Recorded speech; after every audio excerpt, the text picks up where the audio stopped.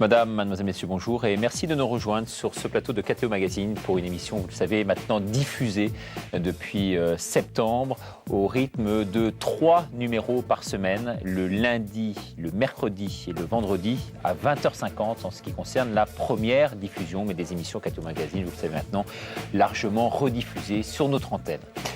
Deuxième information, vous savez qu'on est passé maintenant à plus de 2 millions de téléspectateurs semaine, une audience qui a été multipliée par 3 en l'espace de 3 ans, donc de 700 000 à maintenant plus de 2 millions de téléspectateurs. Ça veut dire que notamment ce type d'émission répond, semble-t-il, à vos aspirations.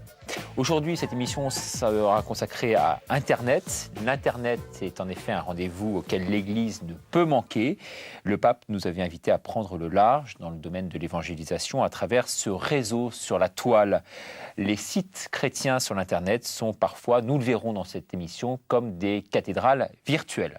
Ils offrent ces sites de nombreuses informations en matière d'évangélisation, de formation, de sensibilisation, encore de communication. Alors, Internet, précisément, quel outil pour l'évangélisation? C'est la question du jour. Pour y répondre, invité Mathilde Henry, bonjour. Bonjour. Vous êtes directrice, fondatrice de www.bonnenouvelle.fr. Vous êtes, prestataire de services, en quelque sorte. Vous créez des sites chrétiens pour les autres. À vos côtés, Loïc Mérian, bonjour. Vous êtes président de l'association Forum de la Nouvelle Évangélisation, fondateur de www.nouvelleévangélisation.fr, chargé de la refonte également de 2 sites complémentaires, notamment christicity.com, dont on a beaucoup parlé récemment. Autre invité, Hervé Maricata, bonjour. Bonjour. Vous êtes, l'auteur du site www.1000questions.net. Oui. 25 ans d'évangélisation derrière vous au sein de la communauté de l'Emmanuel, inspecteur des douanes puis avocat. Vous avez quasiment tout quitté à la suite d'une conversion et maintenant vous évangélisez, donc c'est votre premier souci, notamment à travers Internet, d'où votre présence aujourd'hui parmi nous. Également invité Bernard Gindre, bonjour. Vous êtes fondateur du site catomobile.com. Vous êtes passé en quelque sorte des SMS à Internet.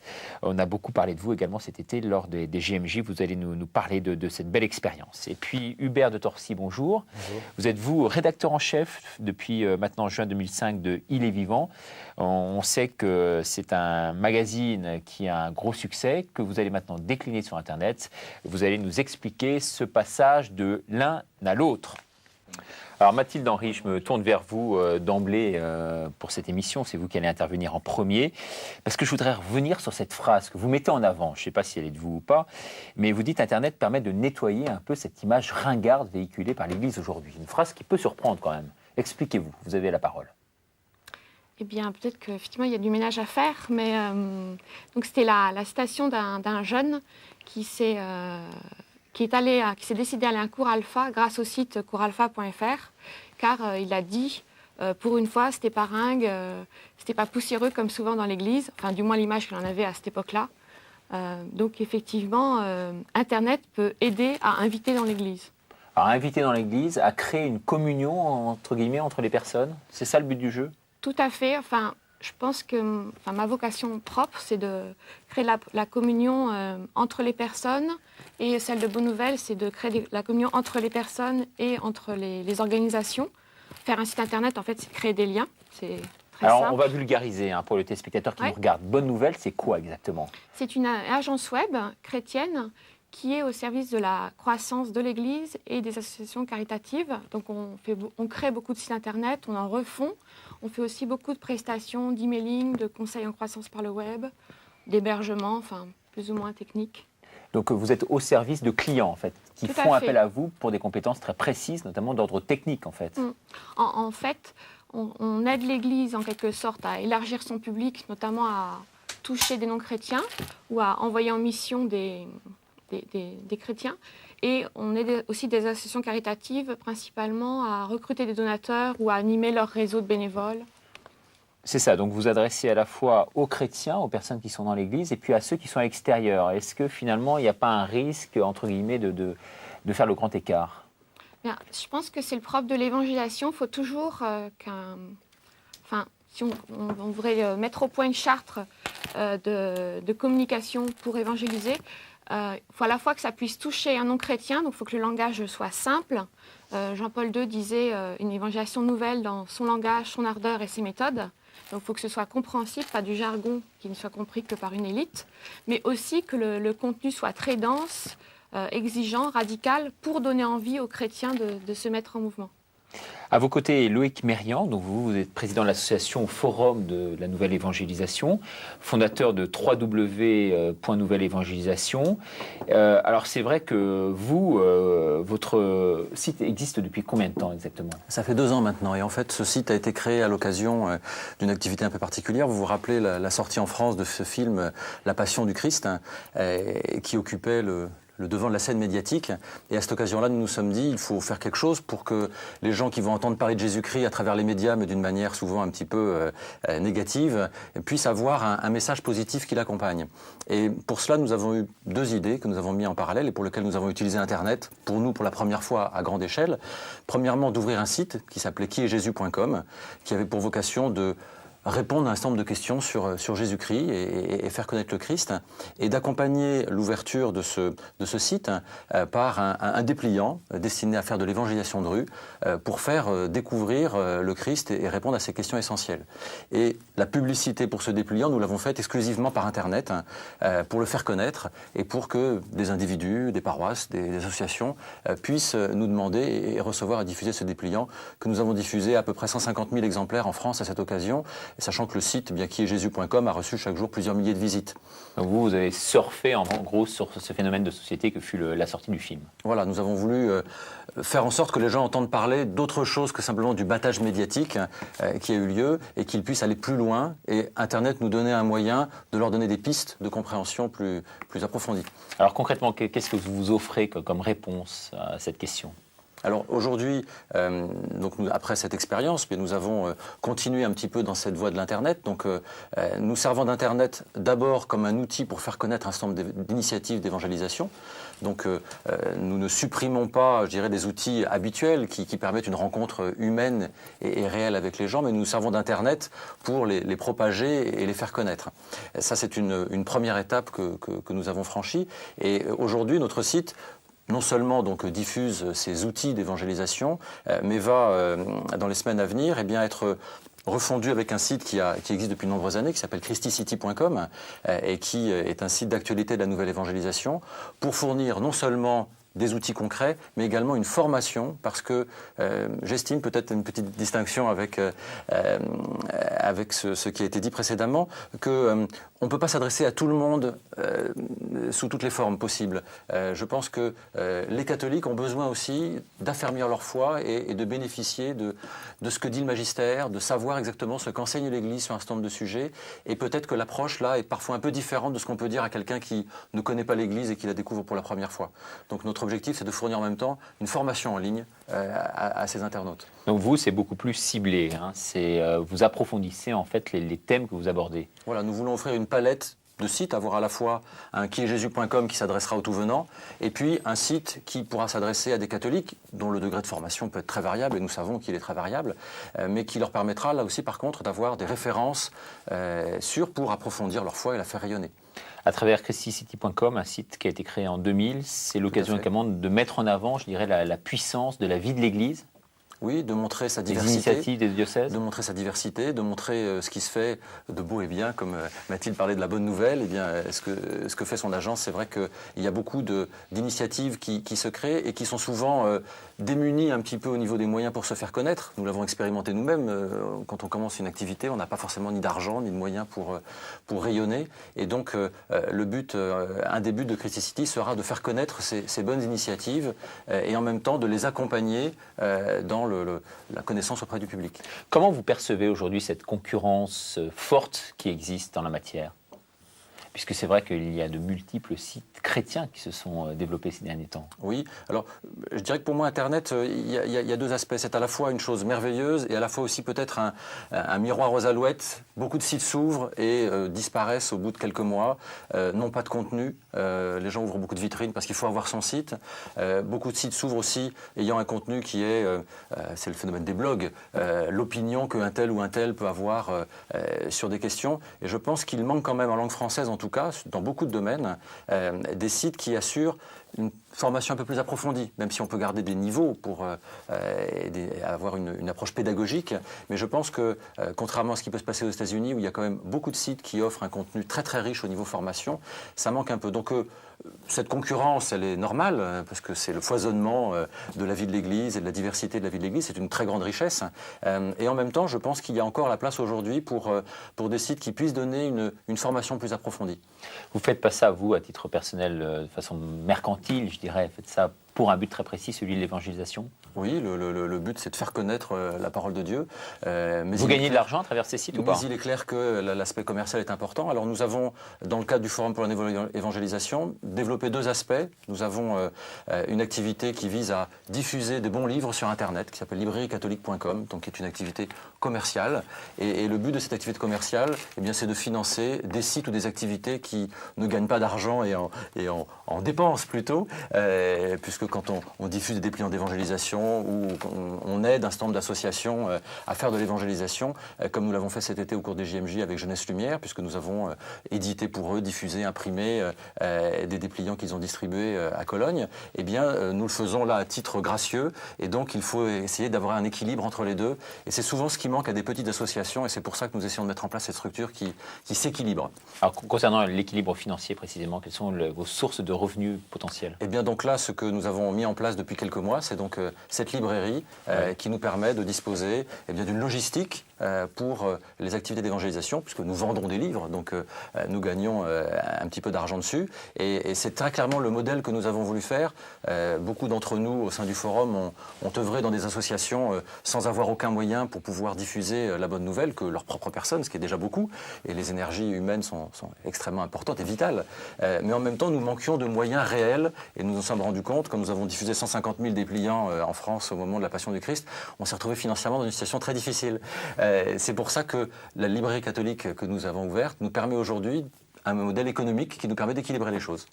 Voilà, avant de passer à notre prochain invité, ce que je vous propose, c'est d'aller voir concrètement comment ça se passe sur la toile à travers 3-4 exemples. Marie-Astrid Detex nous a sélectionné quelques sites qu'on va mettre maintenant en avant et vous allez voir notre façon un peu de naviguer sur ces sites. Alors, premier site, c'est l'Évangile au quotidien. Je pense qu'on va voir ces images apparaître sur l'écran. L'Évangile au quotidien, vous le voyez ici, est constitué en association à but non lucratif, selon la loi de 1908, en l'occurrence, du droit local alsacien. Il est habilité donc à recevoir des dons et des legs. L'Évangile au quotidien vous propose de recevoir donc chaque matin par courrier électronique personnalisé, gratuitement et sans aucune contrainte, le texte de l'Évangile du jour selon le calendrier fixé par l'Église catholique. L'Évangile au quotidien n'existe que grâce à l'action donc bénévole de son équipe internationale. Donc là, c'est un bon exemple sur Internet de pouvoir lire l'Évangile du jour, donc très facilement. C'est une info pratique que l'on vous donne. Vous pouvez vous rendre sur ce site. Deuxième site que l'on met à présent en valeur, c'est Web Compostela. Alors le but de ce site est assez précis, c'est créer sur Internet une vraie communauté qui puisse regrouper les amateurs de pèlerinage et les différents intervenants de la route de Compostelle, avant, pendant et après le pèlerinage. Apporter donc par là une assistance et des services aux pèlerins sur le plan à la fois culturel, artistique et spirituel. Le but, c'est de donner des conseils pratiques et des éclairages spirituels sur le bon déroulement précisément de ces pèlerinages. On sait que sur la route de Compostelle est l'un des pèlerinages donc, qui marche aujourd'hui le mieux dans le monde et qui draine en tous les cas le plus de fidèles. Voilà, avant peut-être de passer aux autres sites, l'occasion de faire un point avec vous, Ave-Marie Cata, sur le site que vous mettez en avant et pour lequel vous allez vous investir, vous investissez actuellement, c'est le site 1000questions.net. Oui. Alors parlez-nous un peu de ce site.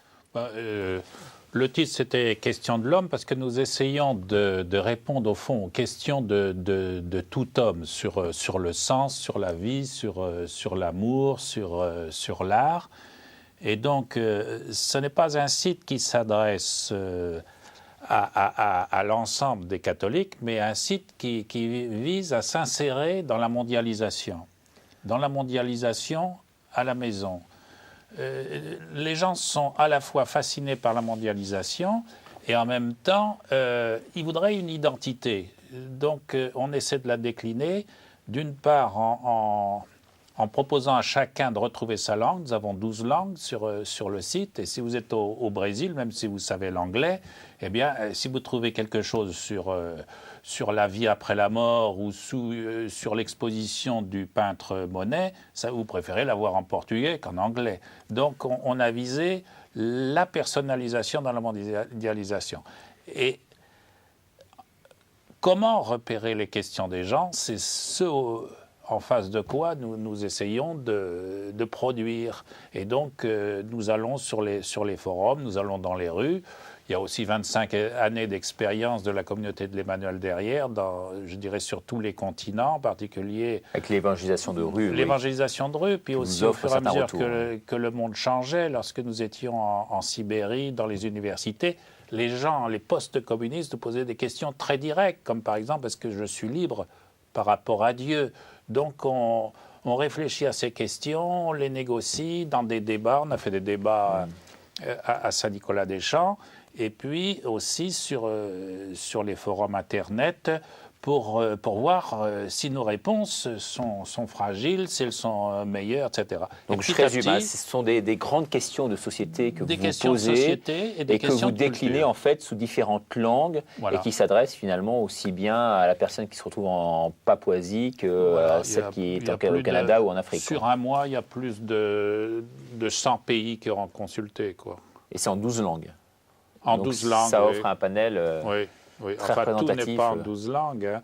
On essaie de développer le français, le portugais, l'espagnol et l'anglais. Alors vous avez une idée Vous avez une idée précise des gens qui viennent vous voir? Qui sont-ils? Écoutez, les gens viennent, ça a beaucoup changé. Avant, on essayait de faire une certaine publicité pour une fidélisation à un site, mais aujourd'hui, il n'y a que 15% des gens qui viennent par des liens ou par des messages ou des emails ou autres.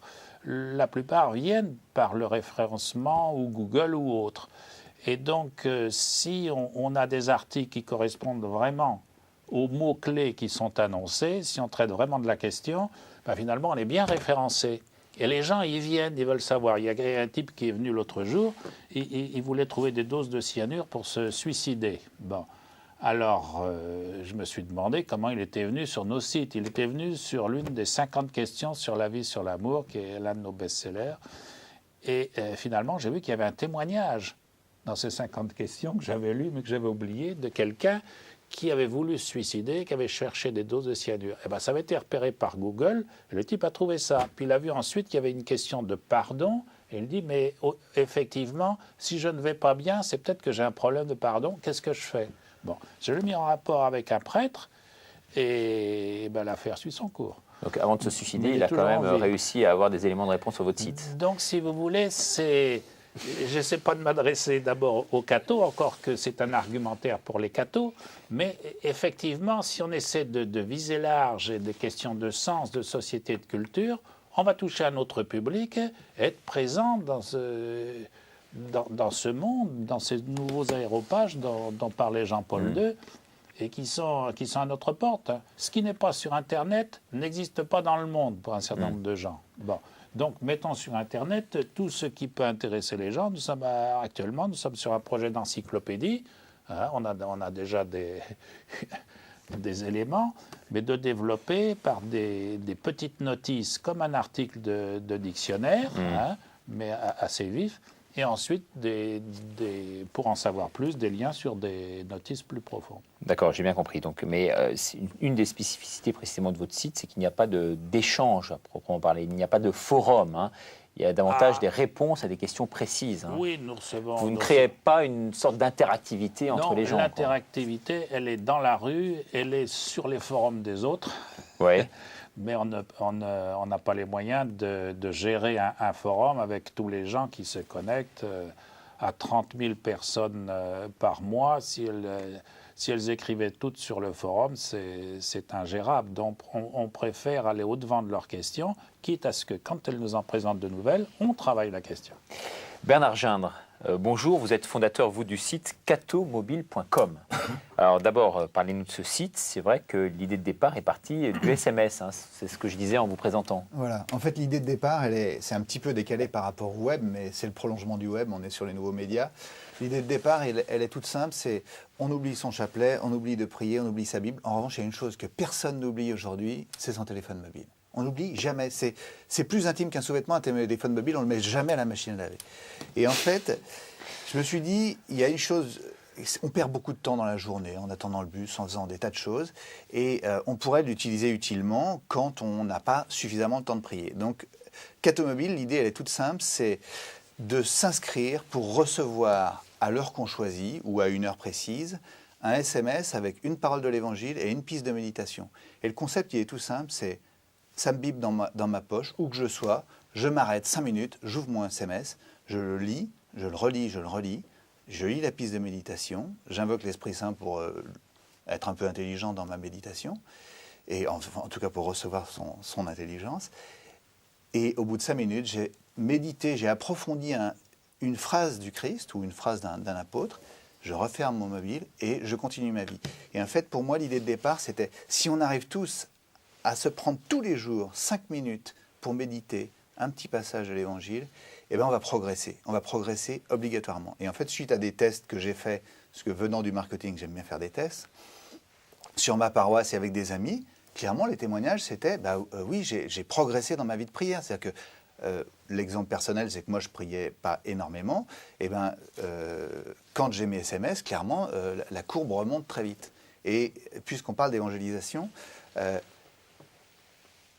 pour Catomobile, en fait, le début de l'évangélisation, enfin, c'est pas pour Catomobile, c'est plutôt pour Benoît XVI, quand il était cardinal à Ratzinger, l'évangélisation et la nouvelle évangélisation part d'abord d'une conversion des catholiques et des chrétiens. Et donc, je me suis dit, l'unique objectif de Catomobile, après il s'est un petit peu dédoublé, mais l'objectif de départ de Catomobile, c'est d'augmenter la quantité de prière de chaque chrétien, augmenter la quantité de prière quotidienne. Donc vous vous adaptez vraiment plus que tout aux méthodes de communication à l'heure actuelle. C'est vrai que l'Église prône aussi un peu l'inverse, c'est-à-dire ne pas s'inscrire trop dans cet élan voulu et dicté par la société et prendre un peu à rebrousse-poil certaines méthodes.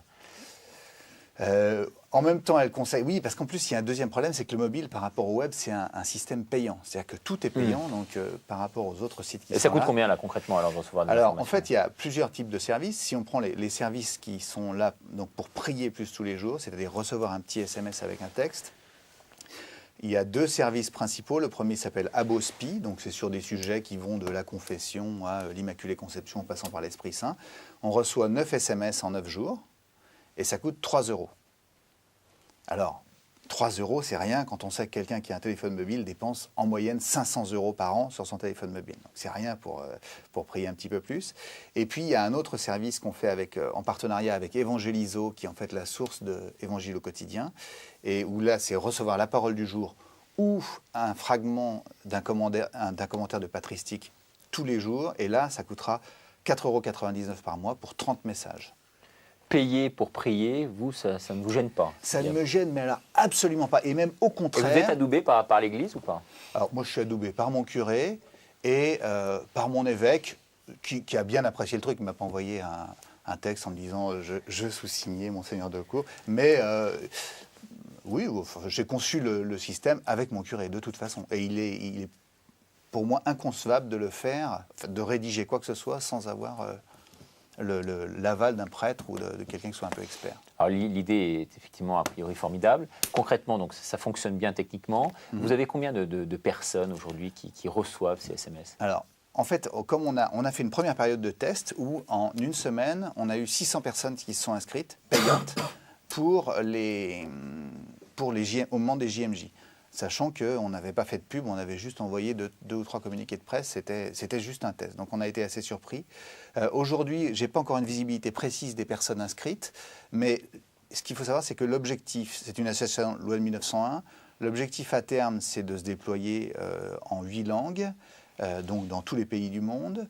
Et on commencera à fonctionner quand on aura 20 000 abonnés avec une dépense moyenne de 5 € par mois en France. C'est-à-dire que pour l'instant, le modèle économique n'est pas suffisamment rentable pour pouvoir le décliner sous C'est une start-up, donc une start-up au départ, on dépense beaucoup d'argent et on espère qu'on arrivera au moins à se rembourser dans les 6 mois. Mais c'est vrai que l'augmentation va très très vite. Donc actuellement, vous êtes à l'étape des levées de fonds, là, c'est ça? Ah non, alors justement, ça a tous les avantages, tous les inconvénients d'une start-up, c'est-à-dire on dépense beaucoup d'argent, mais ça n'en a aucun désavantage parce que comme c'est une association loi de 1901, quand, imaginons que ça marche très fort et que ça dégage énormément de bénéfices, ce que j'espère, parce qu'on a besoin d'argent pour évangéliser, et il n'y a aucun d'entre nous qui dira le contraire ici, si ça dégage énormément de profits, de toute façon, ça ne reviendra pas à ceux qui auront investi, qui investissent en espérant éventuellement se rembourser de l'argent qu'ils auront avancé, mais il n'y a aucun élément capitalistique. Alors que quand on lève de l'argent, c'est les gens qui espèrent que ça marche bien. J'ai d'ailleurs eu plusieurs propositions de gens qui m'ont dit « on aimerait bien investir dans ton truc ». Je dis « mais attends, c'est même pas la peine, parce que de toute façon, si ça dégage du bénéfice, ça repartira soit à l'église, soit à l'évangélisation, mais ça n'ira jamais à un investisseur. Ouais. Voilà, c'est moins vicieux, c'est payant, mais c'est quand même pas complètement le système capitaliste. Alors, je vous écoute là, depuis le début de cette émission, les uns après les autres. On a l'impression, en fait, que ce sont des actes un peu isolés. Est-ce que vous avez conscience, est-ce que vous avez l'impression que l'Église prend conscience de l'importance de cette évangélisation précisément par Internet? Ou est-elle, pour l'instant, un peu à l'écart et en marge? Je pense notamment aux évêques de France, par exemple. Moi, je crois que l'Église est dans son rôle, c'est-à-dire elle attend que les laïcs fassent ce travail. C'est notre mission de laïcs de faire ce travail. Ce n'est pas la mission de nos prêtres. Ils ont une mission sacramentelle qui est énorme, qui consiste à nous guider, à nous donner les sacrements, à nous booster, à nous aider. Mais c'est à nous, les laïcs. Et en fait, moi, j'ai l'impression que l'Église, elle voit ça d'un très bon œil, mais elle dit, elle nous encourage. Oh, bah, l'Église elle marche bien parce que le site de la conférence épiscopale est excellent. Il y a beaucoup de renvois. À chaque fois qu'on veut chercher quelque chose, on le trouve et assez facilement, dans beaucoup de diocèses, y compris en Océanie. Et moi, je vois que 1000 questions, une certaine partie du contenu est référencé ou même repris par des sites de diocèses, de paroisses, que ce soit en France et dans d'autres pays du monde. D'ailleurs, c'est ça l'intérêt, c'est une fois qu'on a du contenu, vous savez, ça roule. Hein, et je trouve qu'il y a beaucoup de liens, en tout cas, il peut y en avoir plus, mais c'est bien parti. Parce que c'est vrai que les cathos ont un peu de retard par rapport notamment aux protestants, aux évangélistes qui sont très très présents sur la toile. Ah oui, c'est clair, on le voit à travers les sites américains, il y a un contenu qui est vraiment très important, une diversité de sites et d'approches pour toucher les gens qui est très très forte sur ces sites évangélistes américains. Mais donc à nous de prendre les bonnes leçons qu'il y a là et de faire l'effort pour sans doute effectivement peut-être aussi se professionnaliser un peu et faire des choses qui tiennent la route. Parce que lancer un site comme ça, c'est facile, mais le faire durer et faire en sorte que les gens, ce soit pour eux un rendez-vous habituel, c'est une tâche beaucoup plus délicate. Vous inspirez beaucoup de ce que font les autres précisément, ou vous avez votre propre culture à vous? Je pense qu'il faut toujours avoir les deux, il faut toujours regarder quand même ce qui se fait, et puis ensuite, avec notre spécificité propre, un site évangélique ne sera pas forcément un site catholique, donc on a quand même un certain nombre de différences qu'il nous faut mettre en avant, ou un certain nombre de moyens de communiquer la foi qui peuvent être différents. Donc, mais c'est vrai qu'il y a un professionnalisme chez un certain nombre d'entre eux qui est une bonne leçon pour nous et dont je crois quand même qu'il faut s'inspirer, oui, c'est vrai. Oui. Vous qui avez un peu cette visibilité, je dirais, d'ensemble, vous cautionnez ce qui vient d'être dit? Oui, tout à fait, oui. Oui, c'est votre vision également des choses. Mais Alors, il on va me semble passer. qu'on gagnerait beaucoup en efficacité s'il y avait plus de communion pour mettre ensemble les ressources à la fois financières et techniques.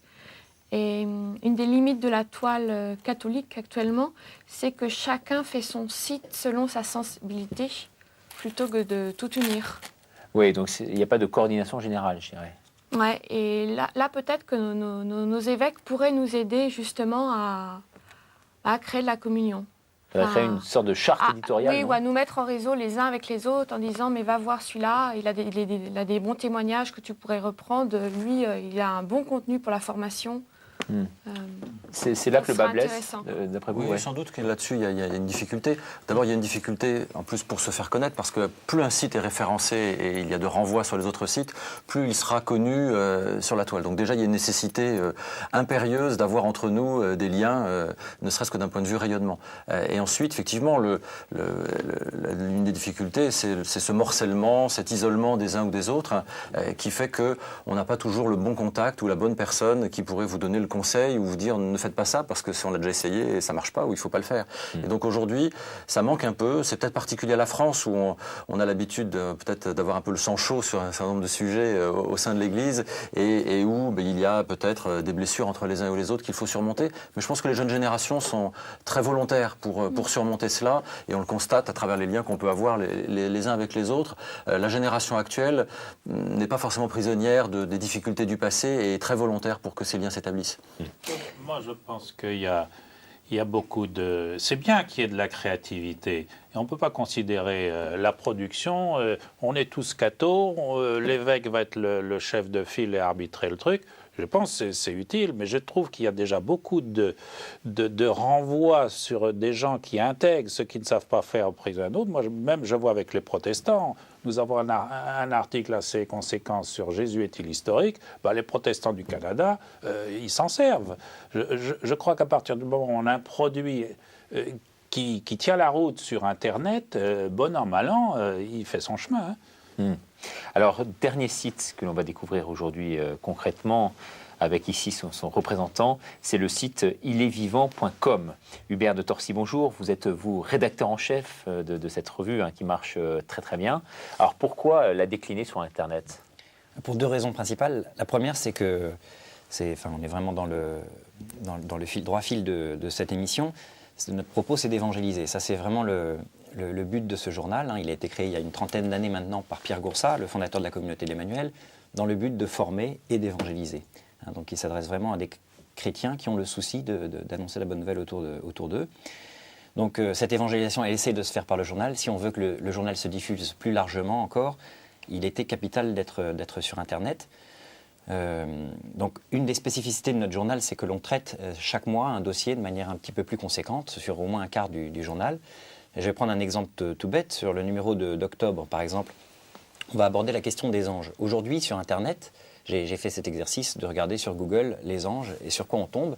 Et on tombe sur toutes sortes de choses très ésotériques, très psycho-spirituello-gélatineuses, où on va vous apprendre à rentrer, on va vous donner des rituels pour entrer en contact avec votre ange gardien, on va vous donner toutes sortes d'informations sur les 72 anges génies de la Kabbale, où on va vous proposer des séminaires pour entrer en communication avec le monde de l'invisible, avec toutes sortes de cristaux, de choses complètement ésotériques. Bon. C'est intéressant. C'est très intéressant, mais ce qui est important, c'est que une personne qui va se poser cette question, qu'est-ce qu'on peut dire sur les anges, il puisse aussi, quand il va chercher sur Google, tomber sur le dossier d'Il est vivant, sur les anges, justement, et puis avoir le point de vue de l'Église, ou ce que la sagesse de l'Église va dire sur ce sujet. Donc c'est un label, vous, supplémentaire. Donc pour nous, voilà, c'est une manière d'être présente, et puis un peu comme chacun de mes confrères ici présents, et puis d'annoncer cette bonne nouvelle de manière plus large.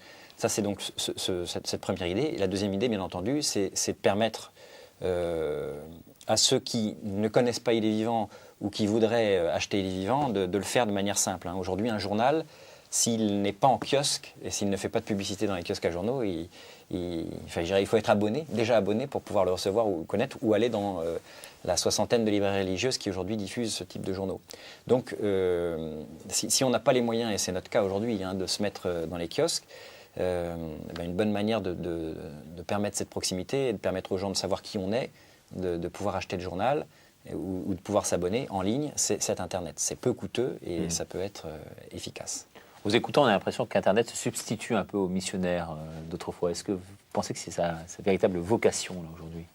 Les missionnaires, ils sont toujours derrière. Ça n'est qu'un média. Je dirais Internet, comme le journal, comme le cinéma, comme la télévision, comme n'importe quel autre média, la parole elle-même sont des moyens pour annoncer la bonne nouvelle. Mais il y a toujours besoin de missionnaires derrière pour les animer, ces sites, pour les enrichir. Voilà. Par rapport à un journal comme le vôtre qui marche très bien, quelles sont les limites précisément d'Internet en la matière?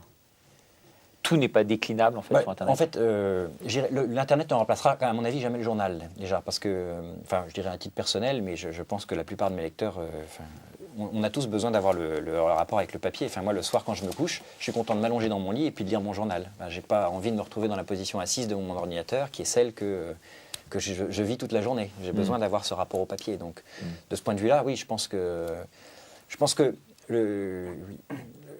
enfin oui, c'est peut-être le biais d'Internet, c'est qu'on va quand même surfer, c'est le principe du surf, hein, donc on zappe pas mal, on passe d'un endroit à l'autre, on navigue, mais on n'approfondit pas réellement. Hein. D'ailleurs, dans notre site ilestvivant.com, on n'aura pas in extenso, bien entendu, le dossier du mois, hein, même si on pourra télécharger les anciens numéros, on aura quelques bribes qui aiguiseront l'appétit, mais qui ne combleront pas totalement la faim. Pour combler la faim, il faudra aller jusqu'à s'abonner ou acheter le journal.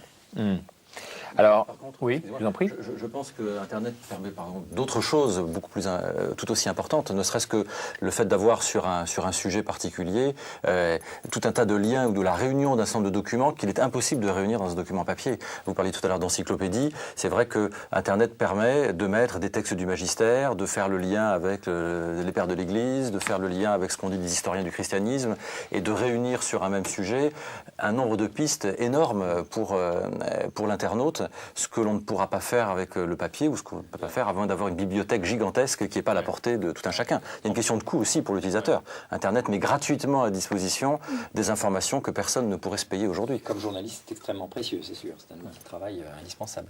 Et on peut faire une encyclopédie en pièces détachées, c'est-à-dire que si vous voulez l'imprimer, il faut attendre d'avoir fait les 30 000 articles. Et ensuite, vous pouvez réviser la rédaction en fonction de remarques qui vous ont faites, en fonction des avancées de la science, etc., au fur et à mesure. Alors, peut-être, là, on va parler d'un site qui peut vous intéresser. Vous, c'est www.eglise.net. J'imagine que vous le connaissez.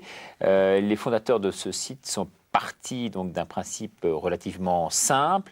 On parle des paroisses, c'est vrai, beaucoup sur Internet, mais au travers de quelques sites éparpillés, hébergés souvent par des pages personnelles qui ont une adresse finalement qui est peu mémorisable, une adresse donc difficile également à communiquer à autrui. Donc il leur a semblé opportun de les rassembler tous en un seul endroit. Vous voyez ici sur cet écran, c'est ce qui a été fait en août 2000 à travers ce site église.net.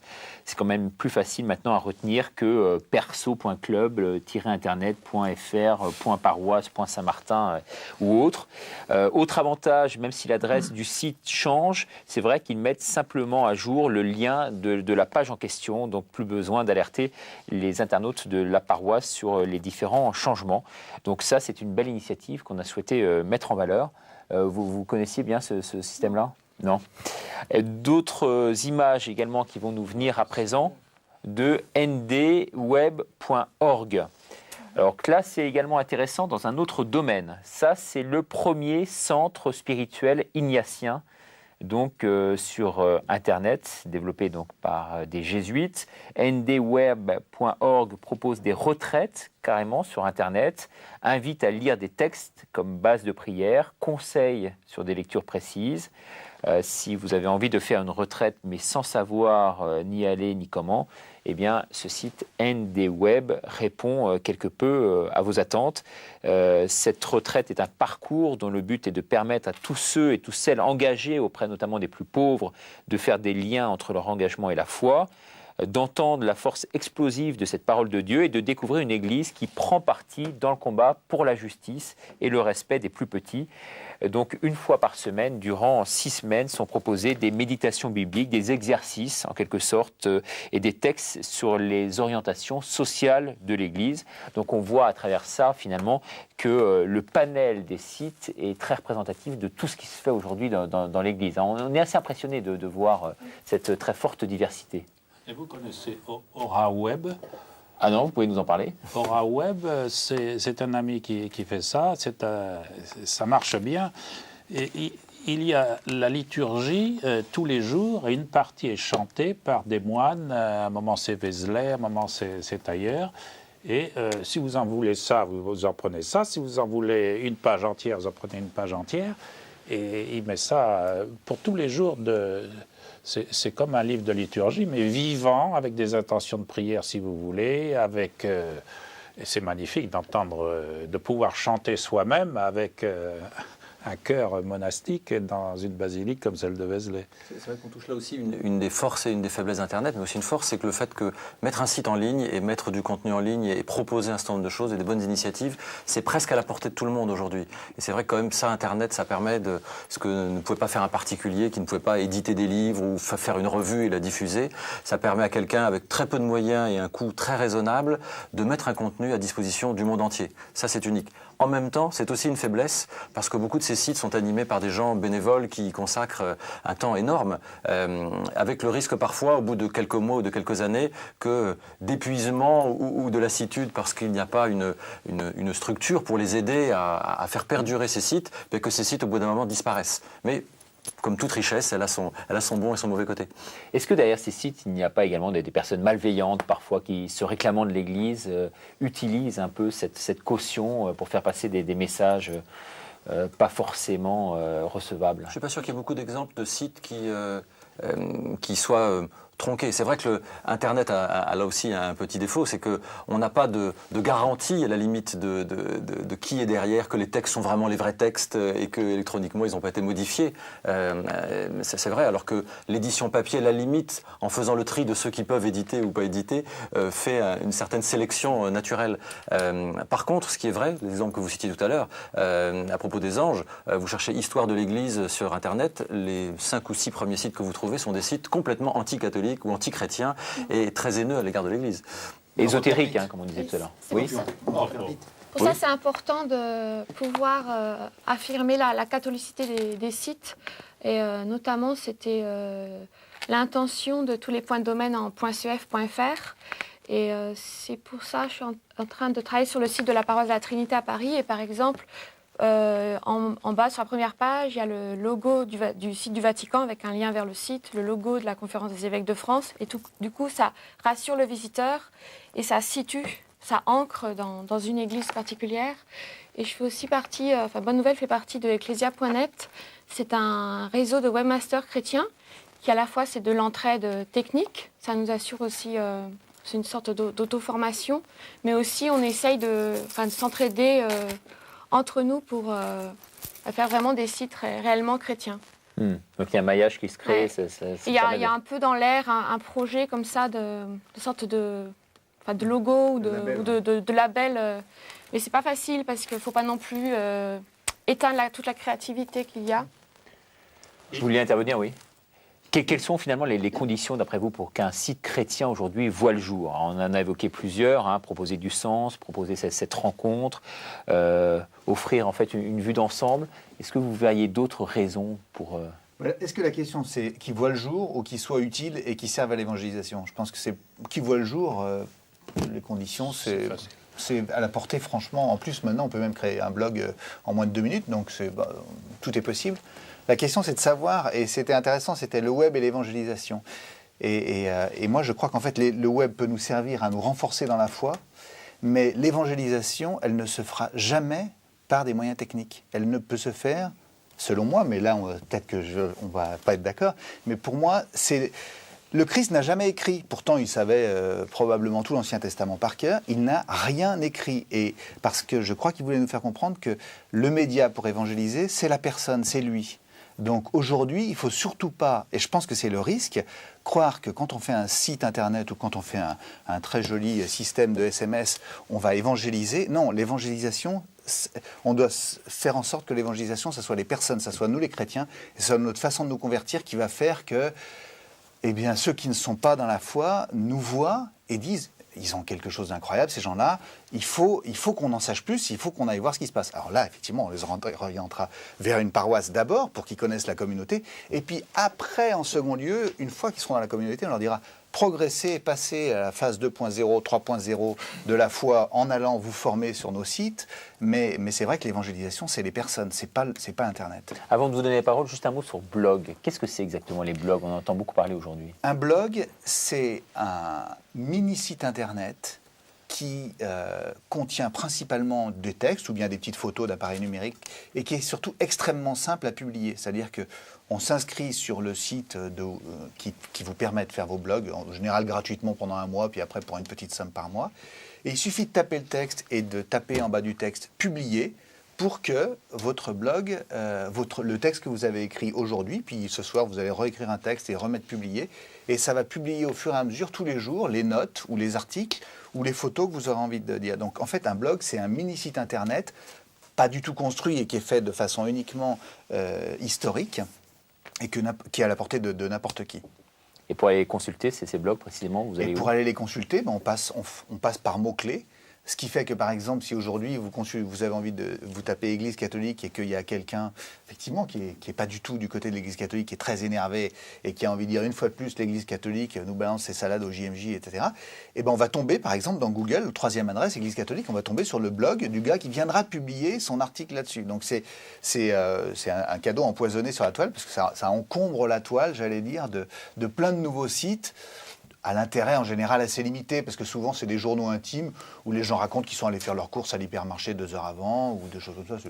Une sorte de parasite, de scorie, donc il faudrait plutôt se débarrasser, non? Il y a le meilleur, 1%, et le pire, 99%.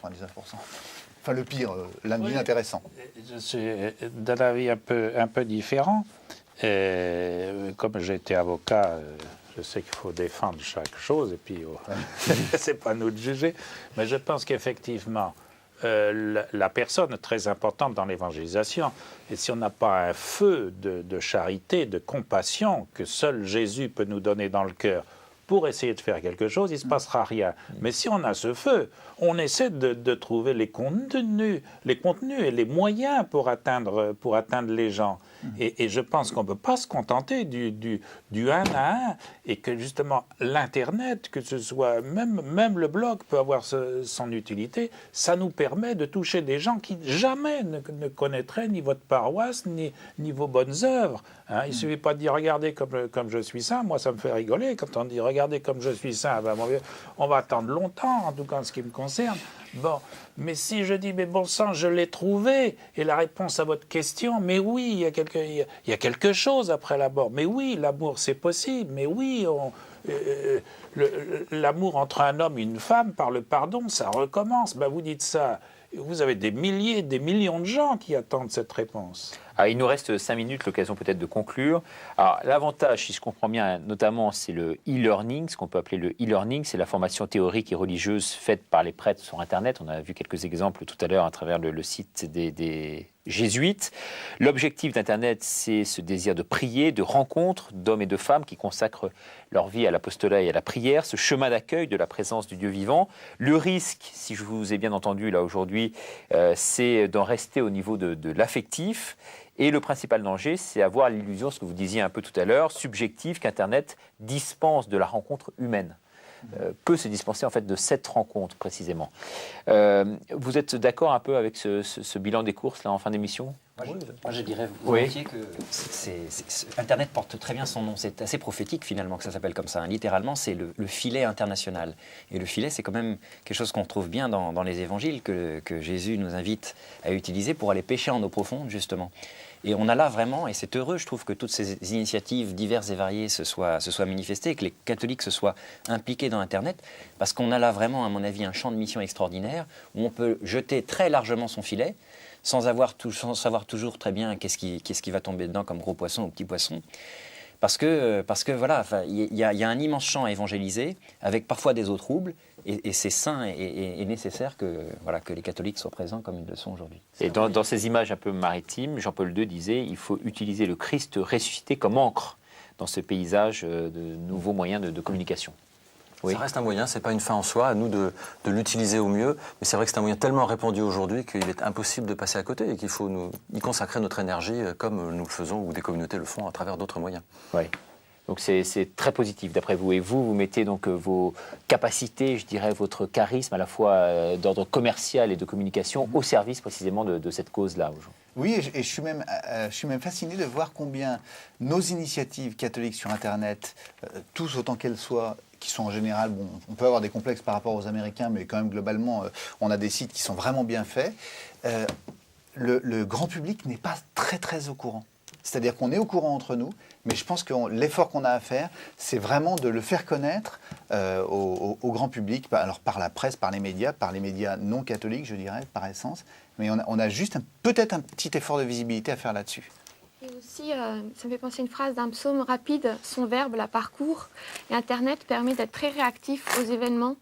Par exemple, avec Loïc, on avait organisé une soirée ciné-débat à la Trinité sur le film La Passion du Christ, qui avait permis aussi de mettre en valeur le site qui est jésus.com et le tract. Et j'espère que des catholiques vont se mobiliser pour la sortie du prochain film sur le Da Vinci Code. Enfin, je demande aux téléspectateurs de prier pour que j'ai le temps de faire ce site et qu'on puisse vraiment massivement annoncer la bonne nouvelle de la miséricorde du Christ, notamment avec le personnage de Sainte Marie-Madeleine qui est très bien mis en valeur dans le film La Passion. Écoutez, merci. On va consacrer bientôt une nouvelle émission sur Internet, avec cette fois-ci vraiment les risques encourus par Internet.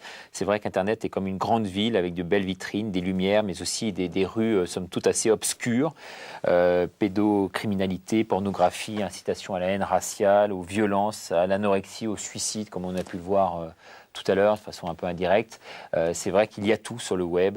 Les dangers du web sont nombreux, à portée de main des plus jeunes, et donc il y a vraiment toute une campagne de sensibilisation à faire à ce niveau-là. Écoutez, merci infiniment d'être venu participer à cette émission. Merci de nous avoir suivis. Vous pouvez retrouver les coordonnées de nos invités sur notre site internet www.ktotv.com. L'occasion d'en parler de ce site internet un court instant. Au début, donc, il est diligenté par quelqu'un qui s'appelle François Lespèce, qui est notre webmaster. Au début, moi, quand je suis arrivé à KTO il y a 4 ans, il y avait à peu près 500 à 1000 visiteurs par mois. Aujourd'hui, on en a près de 80 000.